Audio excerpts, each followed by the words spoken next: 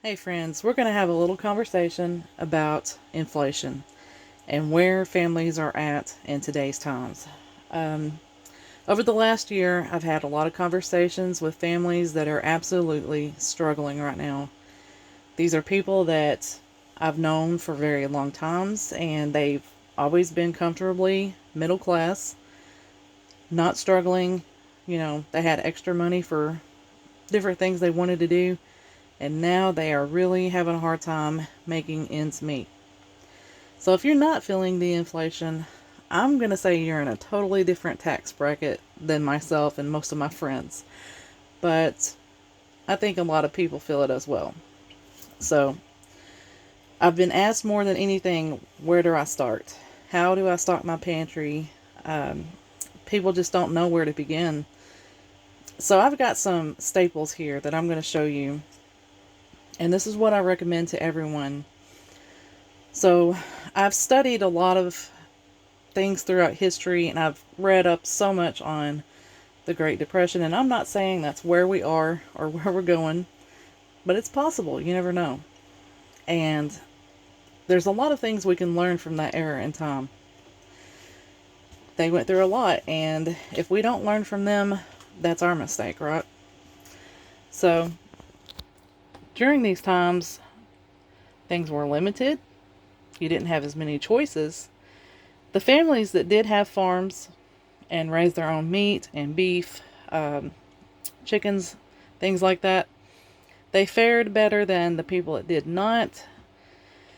So I'm gonna put a word of caution out there. If you aren't completely self-sufficient, please start stocking your pantry. So we need to start with staples when we're looking at stuff like this. Obviously, if you can buy in bulk, you're going to be saving more money that way, but not everyone can do that. Some people can only go in and buy one bag of beans a week, maybe one bag of rice. However you got to do it, at least just one thing a week. That makes a difference, believe it or not.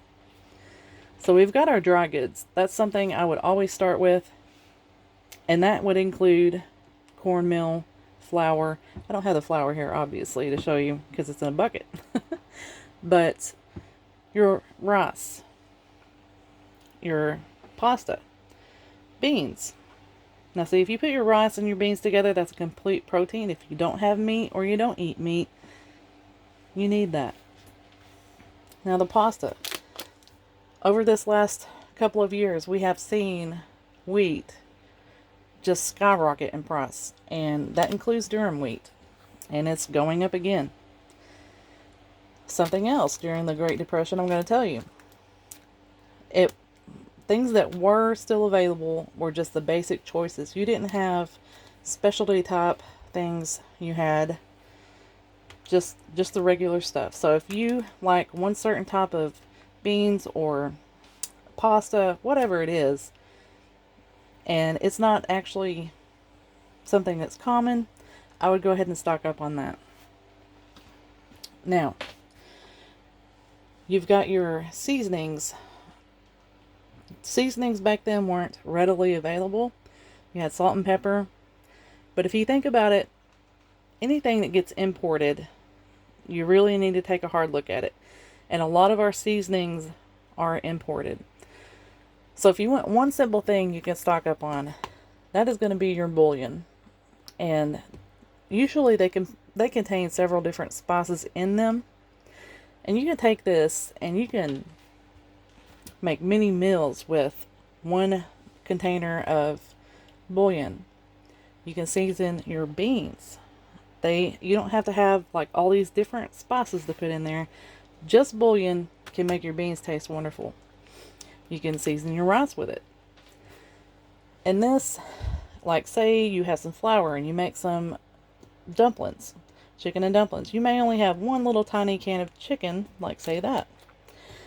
You can add to it with this and it'll taste just like you boiled a chicken, and you can stretch it out further.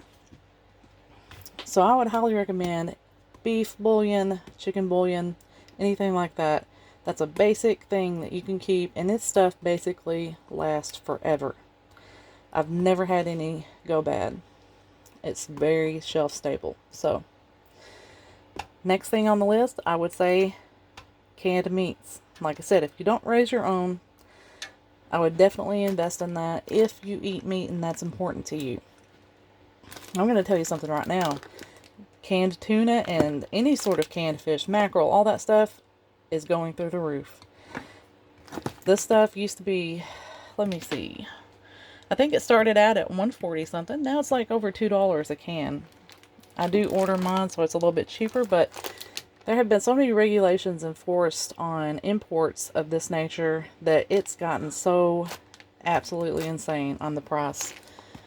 But this is, I mean, it's good for you. It's tuna, it's an olive oil, you know, that's a healthy meat right there, or protein source. And you can add that to different meals, the same as the chicken, the same as the beef. You can take one of these cans of beef and add it to a meal, like, and feed several people at the table, you know, stretch it out, beans and rice, stuff like that. And if you can find these things in multi-packs, I always recommend that, because that way you're not having to take several off the shelf. If I get something that's individual, I'll usually get two or three. But this way you're only taking actually one item from the shelf. So if you can afford the bigger packs, definitely go for that. And if you can find them. Now, like I said, there's another imported item. This comes from Thailand. Now, I don't know if you've heard about the W word with Thailand and the, I guess, China. But that's another thing that's rumored to be close to happening. So think about stuff like that also. If something like that were to happen, imports aren't going to be flowing in like they used to. And if stuff like this is important to you, you might want to go ahead and get that stocked up in your pantry. But canned items in general are always highly recommended. They don't last forever, obviously, but they'll last a very, very long time if you keep them nice and dry and as cool as possible. Not freezing, but, you know, comfortable.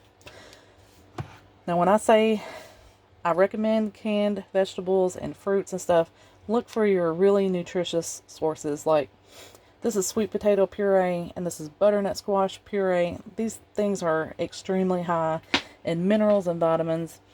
And vitamin A, like, that's something you're going to need if, you know, you're not eating as much, your immune system may be down. That's going to help it. Same with green peas. Things like this are very nutritious.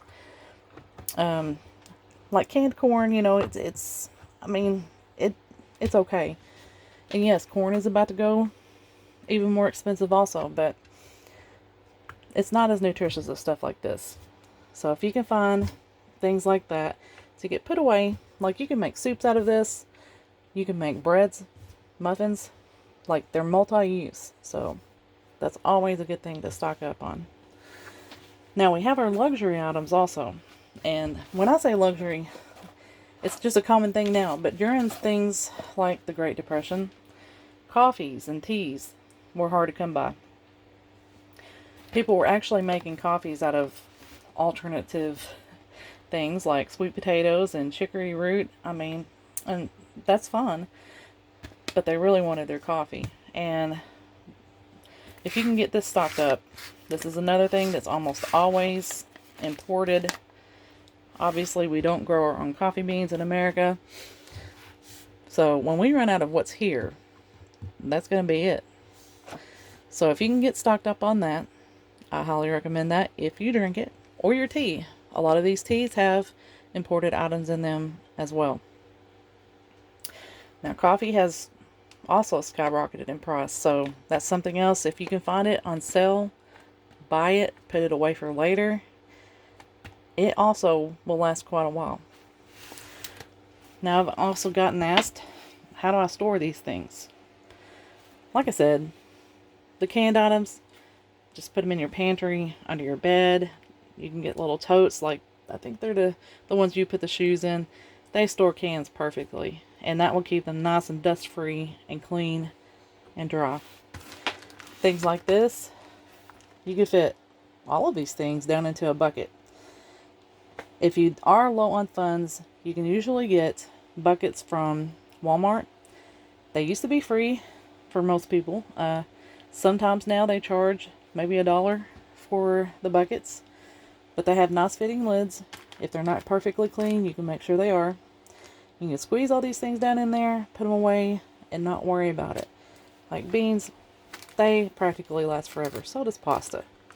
Rice does as well.